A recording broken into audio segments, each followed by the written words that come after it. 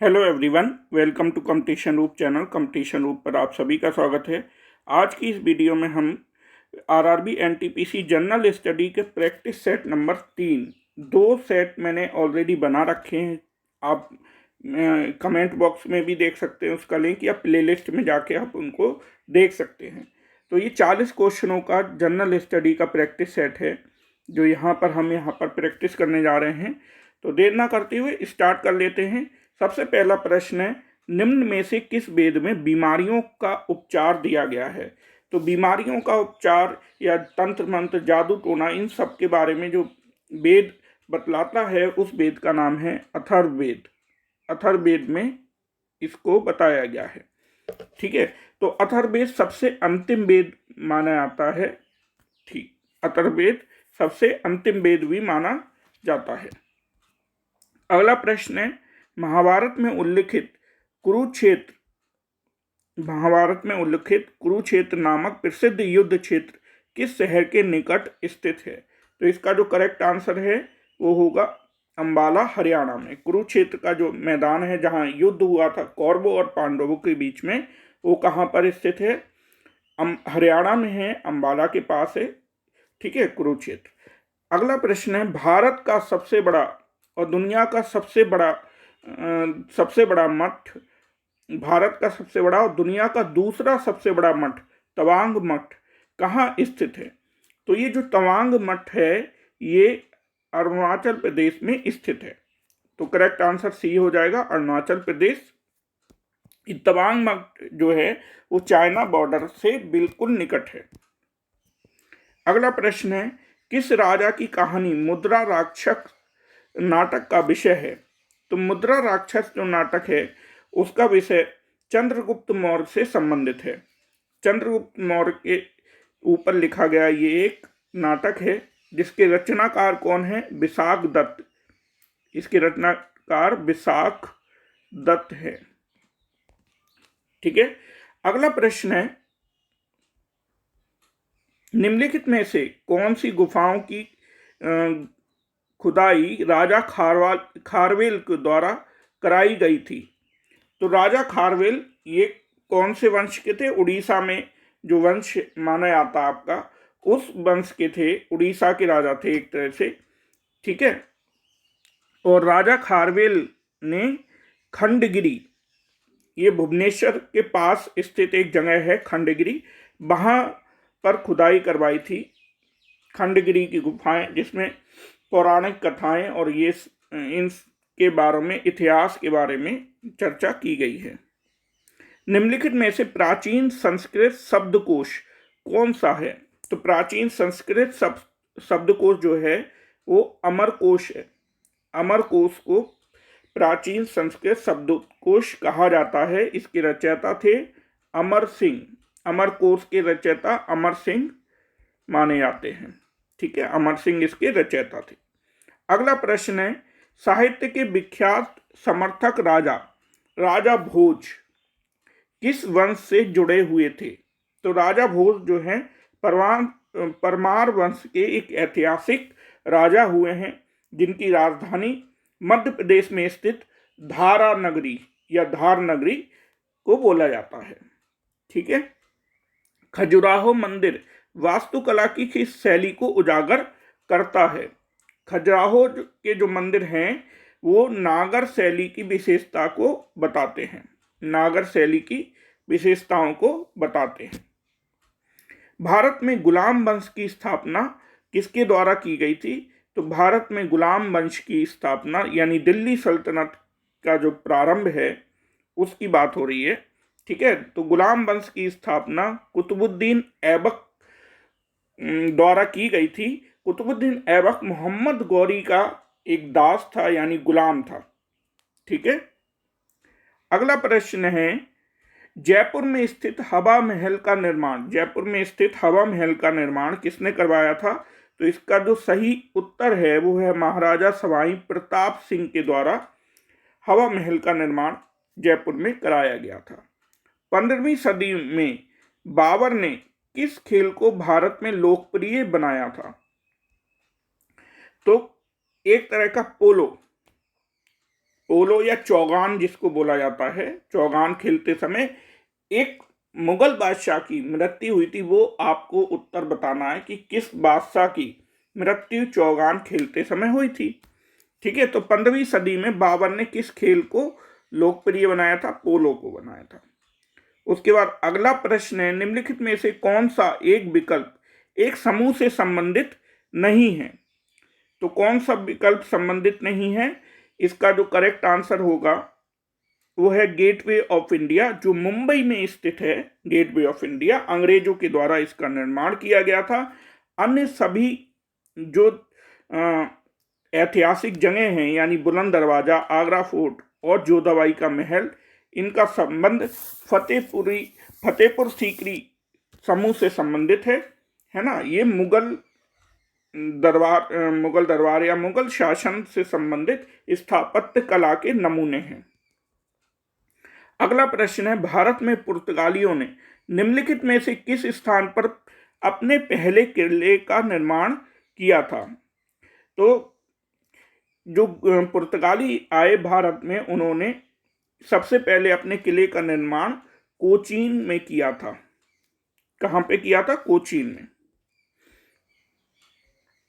आधुनिक भारत नवजागृति का जनक किसे माना जाता है? इसका जो करेक्ट आंसर है वो है राजा राम मोहन राय। राजा राम मोहन राय ने जो है भारत में जो सामाजिक सुधार आंदोलन हुआ उसके प्रणेता भी कहा जाता है इनको। तो राजा राम मोहन राय ने भारत के समाज सुधार में, जब अंग्रेजों का शासन भारत में बढ़ रहा था, तो उस समय राजा राम मोहन राय भी अपना कार्य समाज सुधार के रूप में कर रहे थे। अगला प्रश्न है, किस व्यक्ति को बादशाह खान के नाम से जाना जाता है? तो बादशाह खान के नाम से जाने वाले व्यक्ति का नाम है खान अब्दुल गफ्फार खान। इनको एक और नाम से भी जाना जाता है, सीमांत गांधी। इनको किस नाम से? सीमांत गांधी के नाम से भी जाना जाता है। ये किस क्षेत्र से संबंधित हैं? पेशावर वर्तमान पाकिस्तान से संबंधित थे। ठीक है, आज़ादी के आंदोलन में इन्होंने बहुत महत्वपूर्ण भूमिका अदा की है। तो बहुत इंपॉर्टेंट है, बादशाह खान या सीमांत गांधी किसको कहा जाता है? तो खान अब्दुल गफ्फार खान को सीमांत गांधी के नाम से जाना जाता है। भगत सिंह और उसके साथियों ने किसकी हत्या का बदला लेने के लिए ब्रिटिश अधिकारी जॉन सैंडर्स की हत्या की थी? जॉन सैंडर्स की हत्या की गई थी भगत सिंह के द्वारा और उनके साथियों के द्वारा। क्यों की गई थी? क्योंकि उसके द्वारा जो लाठीचार्ज किया गया था, जिसमें उनके नेता लाला लाजपत राय का देहांत हो गया था। ठीक है, लाला लाजपत राय का एक स्टेटमेंट इस पे बहुत फेमस है, वो स्टेटमेंट आप ध्यान करेंगे अपने माइंड में क्या है। ठीक है, और नेक्स्ट है, निम्नलिखित में से किसका नाम भारत के पहले स्वतंत्रता संग्राम से संबंधित नहीं है? पहला स्वतंत्रता संग्राम यानी 1857 की क्रांति, सामान्यतः क्या बोलते हैं, 1857 की क्रांति से संबंधित नहीं है। तो इसका करेक्ट आंसर है अशफाक उल्लाह खां। सी विकल्प सही है।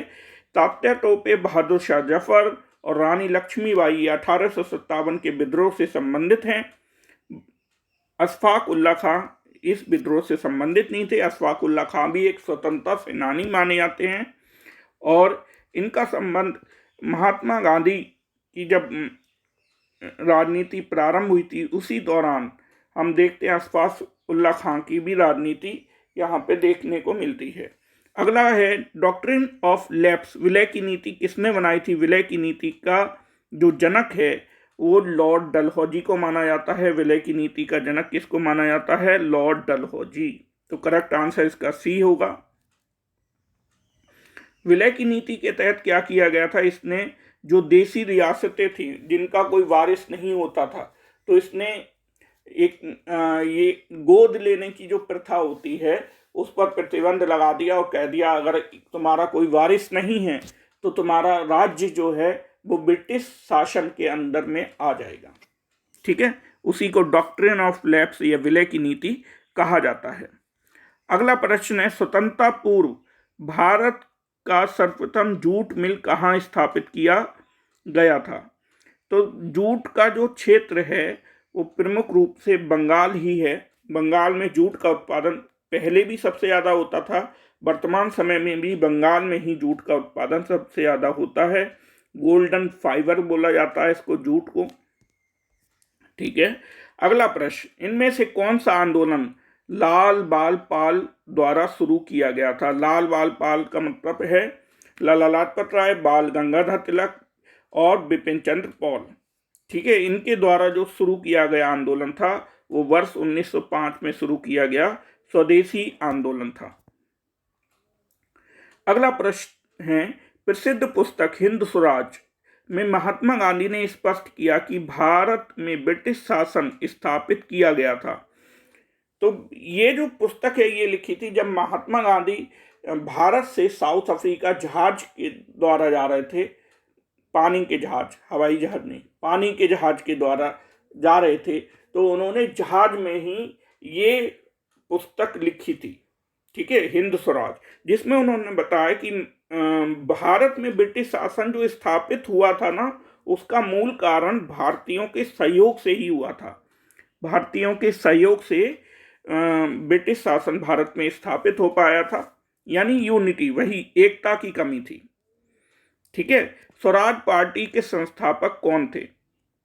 तो स्वराज पार्टी के जो संस्थापक हैं वो हैं मोतीलाल नेहरू और सी आर दास। मोतीलाल नेहरू और सी आर दास। हुआ क्या था कि जब असहयोग आंदोलन, महात्मा गांधी के द्वारा जो असहयोग आंदोलन था, चौरी चौरा की एक घटना हुई थी। उस घटना के बाद महात्मा गांधी के द्वारा ये आंदोलन वापस ले लिया गया था। और लेकिन ब्रिटिश सरकार का विरोध करने के लिए इन्होंने, दो लोगों ने, कौन, मोतीलाल नेहरू और सी आर दास ने ये स्वराज पार्टी की स्थापना की। उनका उद्देश्य विधायिकाओं में पहुंचकर, यानी ब्रिटिश सरकार का अंग बनकर ब्रिटिश सरकार का विरोध करना था, उनकी नीतियों का विरोध करना था। अगला प्रश्न है, 1928 में बारदोली सत्याग्रह अन्यथा किसके नेतृत्व में प्रारंभ किया गया था? तो बारदोली सत्याग्रह जो है वो वल्लभ भाई पटेल के नेतृत्व में चला था। और यहाँ पर एक इम्पॉर्टेंट पॉइंट ये है कि बारदोली सत्याग्रह जब सफल हो गया तो वहाँ की जो महिलाएं थी उन्होंने वल्लभ भाई पटेल को सरदार की उपाधि दी थी। तो सरदार की उपाधि किसके द्वारा प्रदान की गई थी? बारदोली की महिलाओं के द्वारा वल्लभ भाई पटेल को सरदार वल्लभ भाई पटेल बोला गया। इंडियन नेशनल आर्मी का गठन किसके द्वारा किया गया था? इंडियन नेशनल आर्मी का गठन मोहन सिंह के द्वारा किया गया था। सुभाष चंद्र बोस ने आजाद हिंद फौज का गठन किया था। ठीक है। महात्मा गांधी द्वारा भारत छोड़ो आंदोलन किस वर्ष में शुरू किया गया था? तो वर्ष 1942 में, 1942 में महात्मा गांधी के द्वारा मुंबई के, उस समय बॉम्बे के, जो ग्वालियर टैंक मैदान था, उस मैदान में इसका प्रस्ताव पास किया गया था। और अगले ही दिन सभी नेताओं को, जो कांग्रेस के टॉप के लीडर्स थे, सभी को क्या कर लिया गया था? अरेस्ट कर लिया गया था। होताकी, अगला प्रश्न है, होताकी वंश किस देश में विकसित हुआ था? तो ये जो होताकी वंश है वो अफगानिस्तान से संबंधित है। होताकी वंश किस देश में विकसित हुआ था? तो अफगानिस्तान में। अगला प्रश्न है, भारत का संविधान दिवस प्रत्येक वर्ष किस दिन मनाया जाता है? संविधान दिवस मनाया जाता है 26 नवंबर को। 26 नवंबर 1949 में, 1949 में, ठीक है, 1949 में 26 नवंबर के दिन भारत का संविधान लागू हुआ था, है ना। पूरी तरह नहीं हुआ था, कुछ प्रावधान बाकी थे, है ना, लेकिन ज्यादातर प्रोविजन लागू कर दिए गए थे। अगला प्रश्न है, भारत के संविधान के अनुसार निम्नलिखित में से कौन सा एक मौलिक अधिकार नहीं है? भारत के संविधान के अनुसार निम्नलिखित में से कौन सा एक मौलिक अधिकार नहीं है? तो मौलिक अधिकार इनमें से कौन सा नहीं है? देश की रक्षा का अधिकार, ठीक है, स्वतंत्रता का, जीने का, समानता का अधिकार, ये सभी अधिकार दिए गए हैं मौलिक अधिकार के रूप में, लेकिन देश की रक्षा का अधिकार कोई मौलिक अधिकार नहीं है। भारत में निम्नलिखित में से कौन से अधिकारी का चुनाव आनुपातिक प्रतिनिधित्व प्रणाली के आधार पर किया जाता है? तो भारत में निम्नलिखित में से कौन से अधिकारी का चुनाव आनुपातिक प्रतिनिधित्व प्रणाली के आधार पर किया जाता है? इसका जो करेक्ट आंसर है वो है राष्ट्रपति। राष्ट्रपति का जो चुनाव होता है वो आनुपातिक प्रतिनिधित्व पद्धति के अनुसार ही किया जाता है, ठीक है, आनुपातिक प्रतिनिधित्व पद्धति के आधार पर सिंगल ट्रांसफरेबल वोट होता है ना, उस आधार पर राष्ट्रपति का चुनाव किया जाता है। निम्नलिखित में से कौन भारत का सर्वोच्च विधायी निकाय है? तो भारत का सर्वोच्च विधायी निकाय संसद मानी जाती है। कौन है? संसद, क्योंकि संसद के द्वारा ही जितने भी कानून है, लॉ है, संविधान संशोधन है, उनका अधिकार किसको दिया गया है? संसद को दिया गया। संसद मिलकर बनती है राष्ट्रपति, लोकसभा और राज्यसभा से, ठीक है। लोकसभा में अधिकतम सदस्य कितने होते हैं जो राज्यों के क्षेत्रीय निर्वाचन क्षेत्र से प्रत्यक्ष चुनाव के द्वारा चुने जाते हैं? देखो यहाँ पर एक पॉइंट इंपॉर्टेंट है, राज्यों के क्षेत्रीय निर्वाचन क्षेत्र से प्रत्यक्ष रूप से चुनाव किया जाता है, ऐसे सदस्य होते हैं, अधिकतम हो सकते हैं 530। अगर आपको पता हो कि वर्तमान में जो लोकसभा है उसके कितने सदस्य होते हैं? 543। तो 530 राज्यों से आते हैं और प्लस 13 किससे आते हैं? यूटी यानी यूनियन टेरिटरी, संघ राज्य क्षेत्रों से। तो टोटल 543 हो गए, लेकिन इसमें राज्यों के क्षेत्रीय निर्वाचन से पूछा है, इसलिए 530 इसका करेक्ट आंसर होगा। भारत के सर्वोच्च न्यायालय की स्थापना कब की गई थी? तो भारत के सर्वोच्च न्यायालय की स्थापना वर्ष 1950 में, जब हमारा संविधान लागू हुआ पूरी तरह से 26 जनवरी 1950 को तो स्थापित हुआ, लेकिन सुप्रीम कोर्ट ने अपना कार्य करना उसके 2 दिन बाद प्रारंभ कर दिया था, 28 जनवरी 1950। तो इसका जो करेक्ट आंसर है 1950। अगला प्रश्न है, भारत में किसी राज्य के राज्यपाल के रूप में नियुक्त होने के लिए निर्धारित न्यूनतम आयु सीमा कितने वर्ष है? राज्यपाल बनने के लिए वही योग्यता चाहिए होती हैं 35 वर्ष, ठीक है, 35 वर्ष किसी राज्य के राज्यपाल के रूप में नियुक्त होने के लिए अधिक निर्धारित आयु सीमा कितनी है? कम से कम, न्यूनतम है ना, न्यूनतम 35 वर्ष की आयु पूर्ण कर चुका व्यक्ति, ठीक है। अगला प्रश्न है, भारत में आपातकाल की घोषणा कौन कर सकता है? आपातकाल की जो घोषणा होती है वो राष्ट्रपति के द्वारा यानी प्रेसिडेंट के द्वारा की जाती है, लेकिन यहाँ पर एक पॉइंट याद रखना है कि राष्ट्रपति जो राष्ट्रीय आपातकाल होता है, नेशनल इमरजेंसी की घोषणा जो मंत्री परिषद होती है उसकी लिखित सहमति के आधार पर ही करता है, अपने मन से नहीं कर सकता, ठीक है। 1953 में पहले पिछड़ा वर्ग आयोग किसकी अध्यक्षता में नियुक्त किया गया था? इसका करेक्ट आंसर होगा काका कालेलकर, ठीक है। बीपी मंडल की सिफारिशों को लागू किया गया था बाद में। पहली जो बनी थी पिछड़ा वर्ग आयोग, जिसके आधार पर पिछड़ा वर्ग को रिजर्वेशन सरकारी नौकरियों में दिया गया, ठीक है। उसके बाद नेक्स्ट है, एक सहकारी समिति में पालन किए जाने वाला सिद्धांत कौन सा है? सहकारी समिति में पालन किए जाने वाला सिद्धांत एक आदमी एक वोट होता है, मतलब जो मेंबर होते हैं सहकारी समिति के वो वोट देने का अधिकार रखते हैं, जितने भी मेंबर हैं। निम्नलिखित में से कौन से व्यक्ति ने स्वतंत्र भारत के प्रथम गृह मंत्री के रूप में कार्य किया था? भारत के प्रथम गृह मंत्री कौन थे? सरदार वल्लभ भाई पटेल। और सरदार की जो उपाधि है वो किसने प्रदान की थी वल्लभ भाई पटेल को? ये मैंने ऊपर आपको बताया है अभी, तो आपको बताना है कमेंट में कि किसने सरदार की उपाधि दी थी। अगला प्रश्न है, निम्नलिखित देशों में से किसमें संवैधानिक राजतंत्र है? तो संवैधानिक जो राजतंत्र है वो भूटान में माना जाता है। कहां पे? भूटान में। अगला प्रश्न है, दरी भाषा जो फारसी का एक रूप है वह निम्नलिखित में से किस देश की अधिकृत भाषा है? जो दरी भाषा है, दरी भाषा अफगानिस्तान की है भाषा, अफगानिस्तान की अधिकृत भाषा है। दरी के अलावा पश्तो भी अफगानिस्तान की ही एक लैंग्वेज है। निम्नलिखित में से कौन सा देश क्षेत्रफल के अनुसार सबसे छोटा है?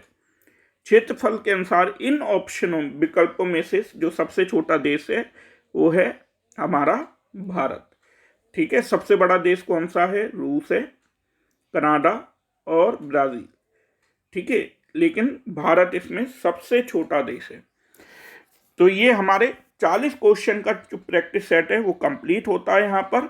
उम्मीद करता हूँ आपको इससे ज़रूर फ़ायदा मिलेगा, और अगर आपको फ़ायदा लगे तो वीडियो को शेयर ज़रूर कर दें और लाइक ज़रूर कर दें, और अपने फ्रेंड्स के साथ सोशल मीडिया पे इसको शेयर कर दें।